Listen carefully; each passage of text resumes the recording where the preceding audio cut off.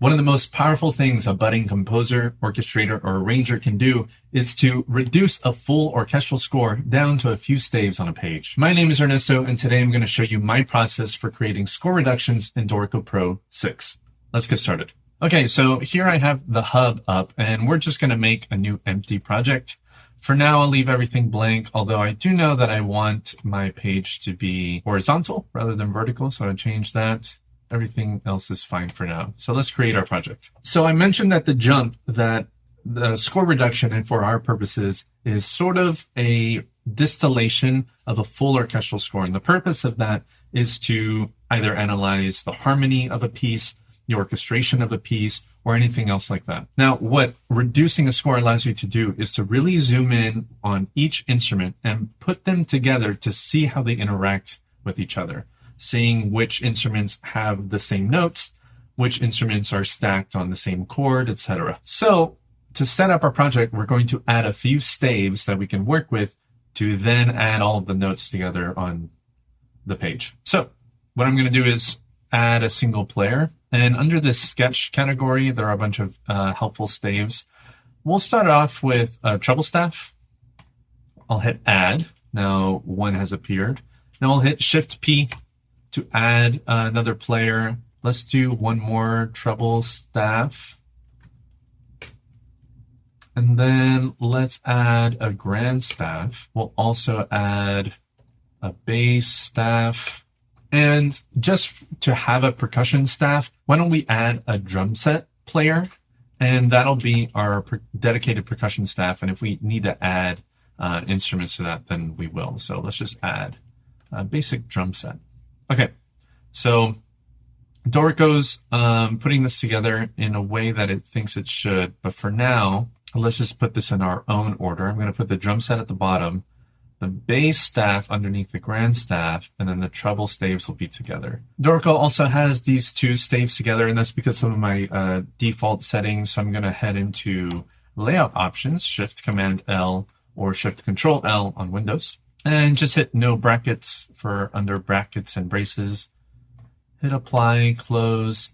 Now, for our reductions, we don't really need these staff labels. So I'm going to open layout options again, and then head down to staves and systems. And then for staff labels on first system, I'll hit none.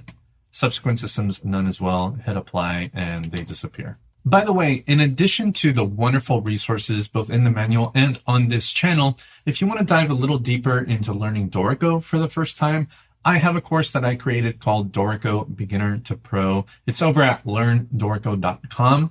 This isn't a Steinberg affiliated program, just something that I made on my own. But if you're interested in learning Dorico in a comprehensive step-by-step way, that might be something that may interest you. Okay, back to the video. So in order to create a score reduction, we need to choose something to actually reduce. So I have selected this piece from the Nutcracker Suite by Tchaikovsky. Put together my windows here in a way that I like, that's fine. And we're going to be reducing what we see on the page and put them into our Dorico project. Okay, so the grand staff is going to sort of be my main place where I put most things. If there are notes outside of what is practical for the grand staff, and those can go in the other staves, both the treble and the bass. But let's start off here. So in the strings, we have a figure. I have a MIDI keyboard here with me, and that's how I prefer to insert notes. It's very quick. Now we see here that there's some pizzicato notes in the low strings. So I'm going to read what I see here and input that, and we'll go as we go. I almost forgot we need to change the time signature. So Shift M for meter 2/4, and then might as well add the key signature. This looks like we're in D major. So Shift K and capital D for D major. All right, there we go. Back to it. All right, looks like this. So one part are the cellos, one part of the double basses. And it looks like this repeats, so no need to continue putting them in. I'll repeat that 2 more times. And then that's good for now. Now, in this third measure is when the flutes come in. There are 3 flutes that are playing here. So let's just put in those notes. Then we have this little run up in chords, just reading here. It's interesting. It's just going up the arpeggio. Never realized that. And we land at this one note.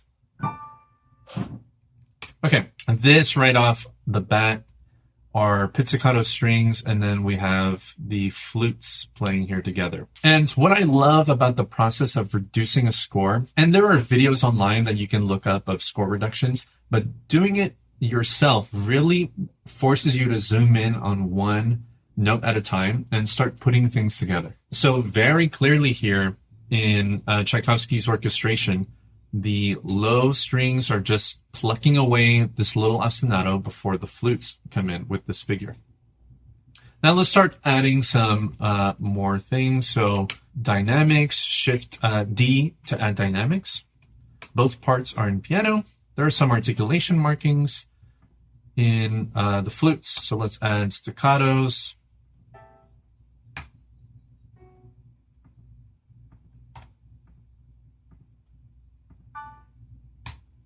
This score I got from IMSLP, by the way, so it's in the public domain. You can find it if you want. There's a little crescendo here. Shift D, and then just adding my little quick keys there. Why don't I just continue adding the flute part? Keep reading some of these higher notes, which are kind of uncomfortable for me.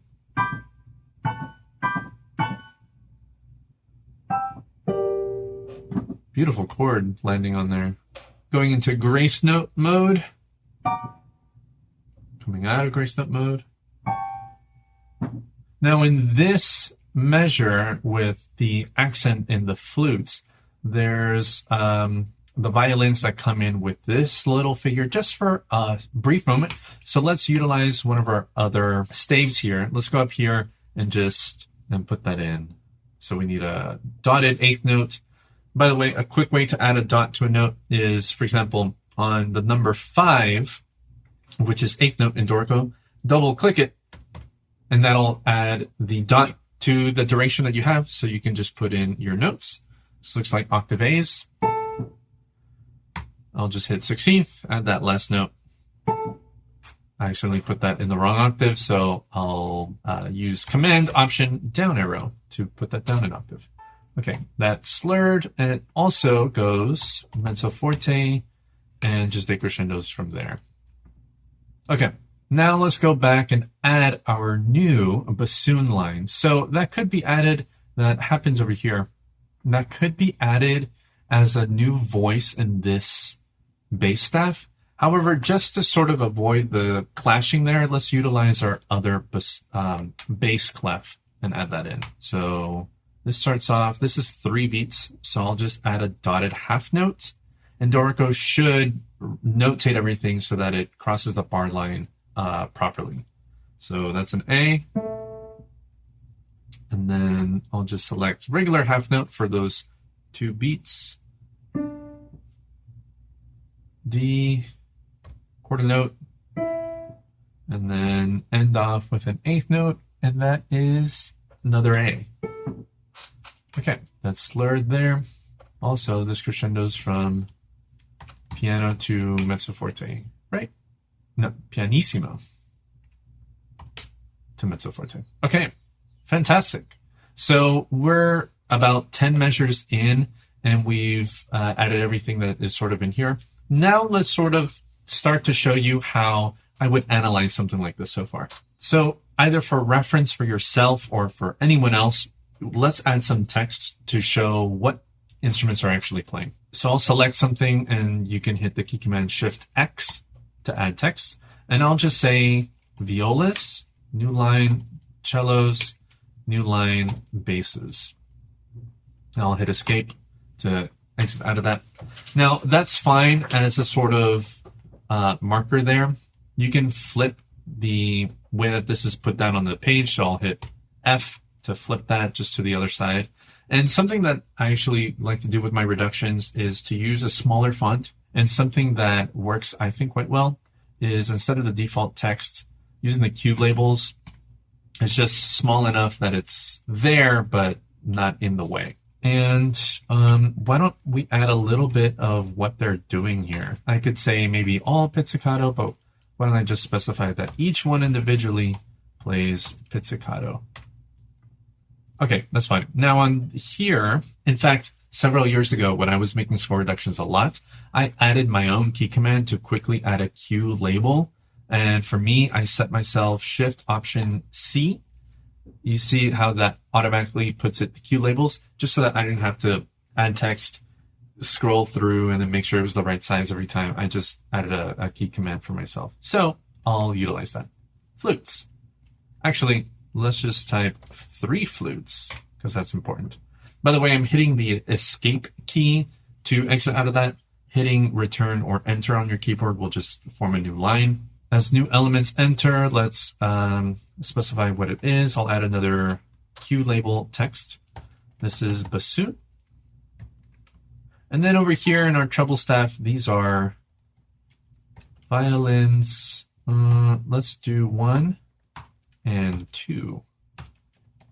And just so that everyone knows, we'll put arco in parentheses. All right, this is looking really great. Now let's start sort of filling in some other things here. So let's add a title and composer and whatnot. So I'll hit Command I, Control I on Windows to open the project info dialog. And we'll just type Dance of the Marliton. And we'll just put the composer as Tchaikovsky. Hit apply, close. All right, that's what it is. Now, let's assume that I continued on with this reduction. Just I put down the entire piece of this suite down into Dorico. Now I want to start analyzing what I put down. I can do this a myriad of ways. We can continue with the orchestration. So adding the instruments and techniques that are being employed by all of these instruments, but also you can do other kinds of analyses like harmonic analyses. We could add chord symbols over each measure, or just to figure out the harmonic rhythm of the piece to determine how it goes, why it does the way it does, and other kinds of analyses like that. Or we could do maybe an analysis of form. So we could identify where the theme is, see when it returns, or see where there's a variation of the theme. And I'll show you a couple ways that you could do that. Okay, now something that we can do in Dorico 6 is to just do away with all of the staves that aren't being used at the moment. So let's open layout options again, Shift Command L. And in Dorico 6, there's this new section in this category, cutaways under staves and systems. Now let's automatically cut staves away in empty bars. Now let's just see what that does. Let's hit apply, close. Now you can see that all of the other staves have been grayed out for me. These grayed out staves won't actually say print or export. If you hold the tilde key on your keyboard, that'll show you what it'll look like once it's printed out, like if you press and hold it. So the system track, the signpost, that little project lyricist thing, copyright, and the grayed out staves, they all disappear because that won't actually export or print. Now that we have all this space here, we could add, say, more text. For example, I'll hit this again. I'll add more text. And let's just write a description of what's happening here. Flutes are dancing around the low pizzicato notes. And this gives the music a playful nature. Sure, why not? All right, so put that up here. Now what we could add is open the properties panel and add a border around that. If we wanted to, say, have a break here, I'll have it like that. Cool. And if we needed to move things around, we could easily move text boxes in engrave mode. So if I hold the tilde key again, already I'm starting to add analyses to my page, to my reduction. Something else we could do, maybe we could add some chord symbols. So Shift Q for chord. And why don't we just put in D major? And that's the sort of main voice here. Da, da, da, da. And then let's add another one. Let's add a chord symbol for, what chord is that?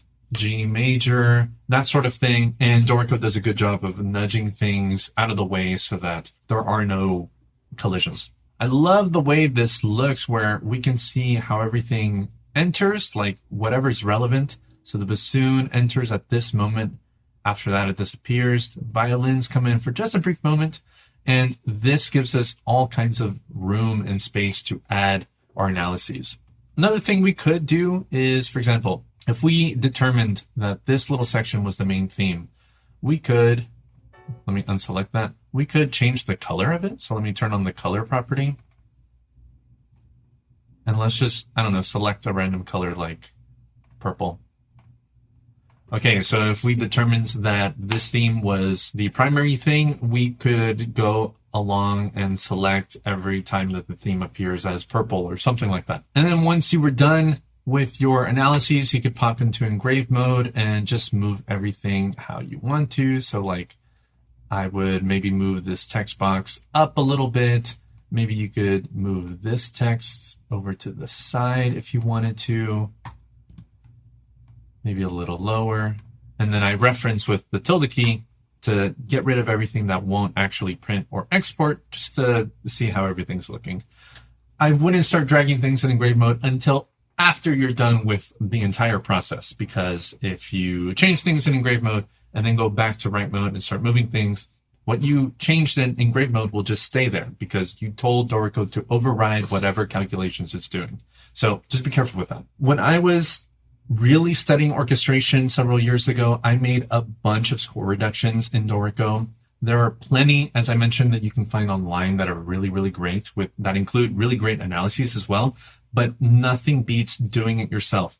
Depending on the complexity of the score, it can be really frustrating to go through every single note on the page and put it together and sort of determine what's going on. But it's so insightful and sort of lets you see how a master composer or orchestrator like Tchaikovsky arranges and puts together all of the notes so that they don't run into each other, and how he intentionally adds instruments or new harmonies or anything else. And that can be super insightful to you if you're trying to learn from one of these masters. And that lets you then apply what you learn to your own music. Okay, so that's it for this quick demonstration of reducing a score in Dorico 6. With the cutaway scores, it's so fast to just add your analyses out of the way of staves that are just don't need to be there on the page. This is a reduction. This isn't meant to be performed by an ensemble or a player of any kind. This is for yourself, for study, and I just think it's a powerful tool to be able to utilize. Okay, so that's it for me for this video. Don't forget to subscribe to the Dorico YouTube channel.